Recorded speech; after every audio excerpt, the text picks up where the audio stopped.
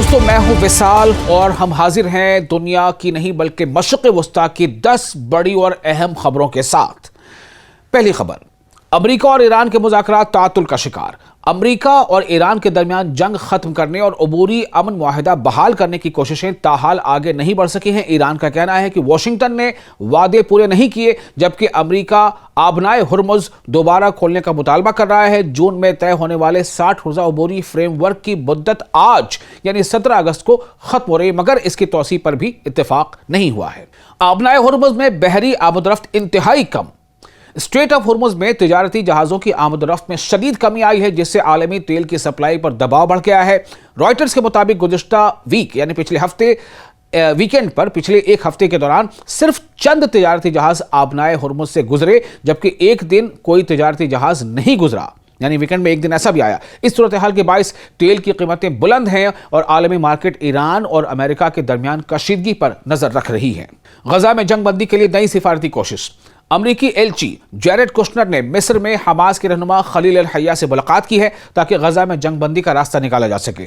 مصر میں امریکی اور دیگر حکام غزہ میں جنگ بندی، حماس کے ہتھیار ختم کرنے اور مستقبل کی انتظامیہ کے معاملے پر بات کر رہے ہیں۔ حماس نے امریکی منصوبے کے بعض حصوں کو قبول کر لیا ہے، لیکن اسرائیلی وزیر اعظم نیتن یاہو مکمل غیر مسلح ہونے سے پہلے اسرائیلی انخلا پر آمادہ نہیں ہیں۔ بن گویر کا غزہ میں مزید ہلاکتوں کا مطالبہ۔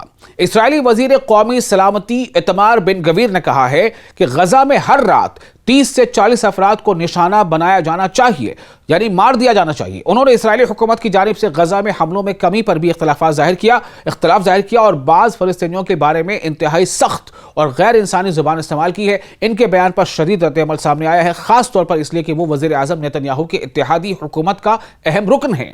جنوبی لبنان میں اسرائیلی حملے، 11 افراد ہلاک۔ اسرائیل نے جنوبی لبنان یعنی صدرن لبنان میں حزب اللہ کے 2 کمانڈروں کو نشانہ بنانے کا دعویٰ کیا ہے۔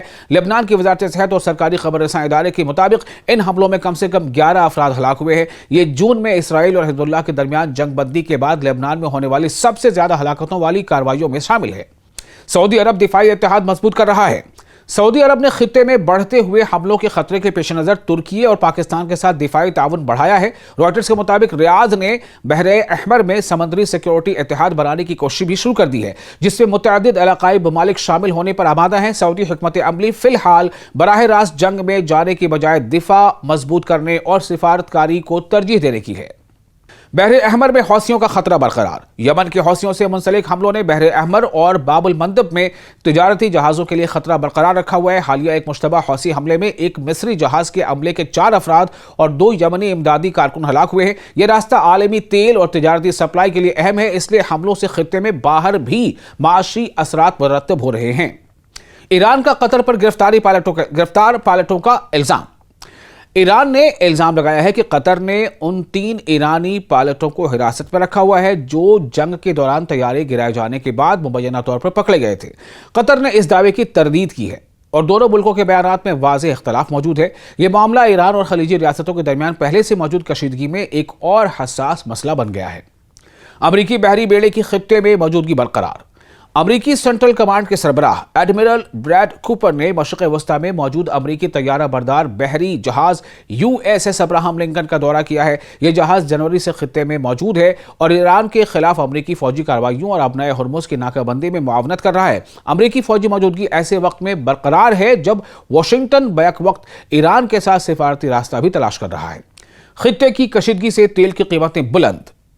ایران، اسرائیل اور امریکہ کے درمیان کشیدگی اور آبنائے ہرمز میں شپنگ کی رکاوٹوں نے عالمی تیل مارکیٹ پر دباؤ بڑھا دیا ہے۔ 17 اگست کو برنٹ خام تیل تقریباً $88.50 فی بیرل، جبکہ امریکی WTI تقریباً $82.12 پر تھا۔